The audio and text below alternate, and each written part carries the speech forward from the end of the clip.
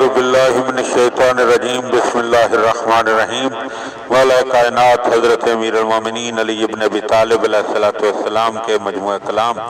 نہج البلاغہ کے پہلے باب کا خطبہ نمبر 197۔ حضرت اپنے اصحاب کو یہ نصیحت فرمایا کرتے تھے، نماز کی پابندی اور اس کی نگہداشت کرو اور اسے زیادہ سے زیادہ بجا لاؤ اور اس کے ذریعے سے اللہ کا تقرب حاصل کرو، کیونکہ نماز مسلمانوں پر وقت کی پابندی کے ساتھ واجب کی گئی ہے۔ کیا قرآن میں دوزخیوں کے جواب کو تم نے نہیں سنا کہ جب ان سے پوچھا جائے گا کہ کون سی چیز تمہیں دوزخ کی طرف کھینچ لائی ہے تو وہ کہیں گے کہ ہم نمازی نہ تھے۔ بلا شبہ نماز گناہوں کو جھاڑ کر اس طرح الگ کر دیتی ہے جس طرح درخت سے پتے جھڑتے ہیں، اور انہیں اس طرح الگ کرتی ہے جس طرح چوپاؤں کی گردنوں سے پھندے کھول کر انہیں رہا کیا جاتا ہے۔ رسول صلی اللہ علیہ وآلہ وسلم نے نماز کو اس گرم چشمہ سے تشبیہ دی ہے کہ جو کسی شخص کے گھر کے دروازے پر ہو اور وہ اس میں دن رات 5 مرتبہ غسل کرے تو کیا امید کی جا سکتی ہے کہ اس کے جسم پر کوئی میل رہ جائے گا؟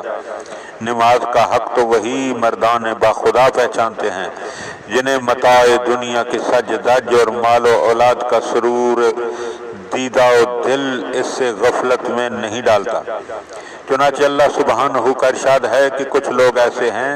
کہ جنہیں خدا کے ذکر اور نماز پڑھنے اور زکوٰۃ دینے سے نہ تجارت غافل کرتی ہے اور نہ خرید و فروخت، اور رسول اللہ صلی اللہ علیہ وآلہ وسلم باوجود کہ انہیں جنت کی خوشخبری دی جا چکی تھی بکثرت نماز پڑھنے سے اپنے کو زحمت و تعب میں ڈالتے تھے،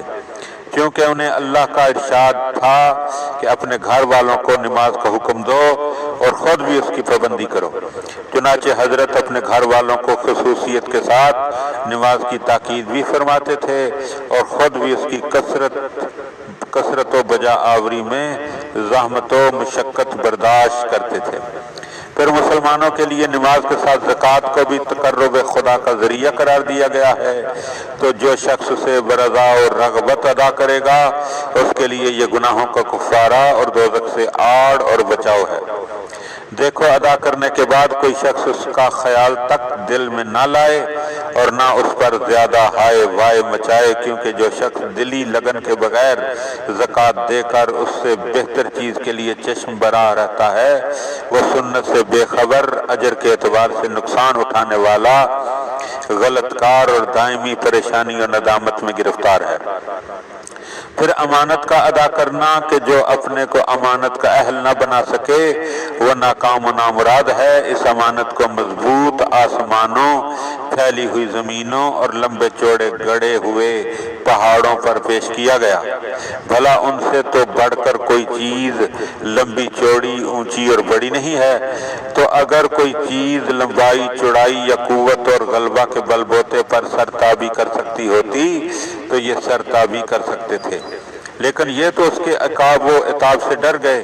اور اس چیز کو جان گئے جسے ان سے کمزور تر مخلوق انسان نہ جان سکا۔ بلا شبہ انسان بڑا ناانصاف اور بڑا جاہل ہے۔ یہ بندگان خدا رات کے پردوں اور دن کے اجالوں میں جو گناہ کرتے ہیں وہ اللہ سے ڈھکے چھپے ہوئے نہیں، وہ تو ہر چھوٹی چیز سے آگاہ اور ہر شے پر اس کا علم محیط ہے۔ تمہارے ہی اعضاء اس کے سامنے گواہ بن کر پیش ہوں گے اور تمہارے ہی ہاتھ پاؤں اس کے لاؤ لشکر ہیں، تمہارے ہی قلب و ضمیر اس کے جاسوس ہیں اور تمہاری تنہائیوں کے عشرت کدے اس کی نظروں کے سامنے ہیں۔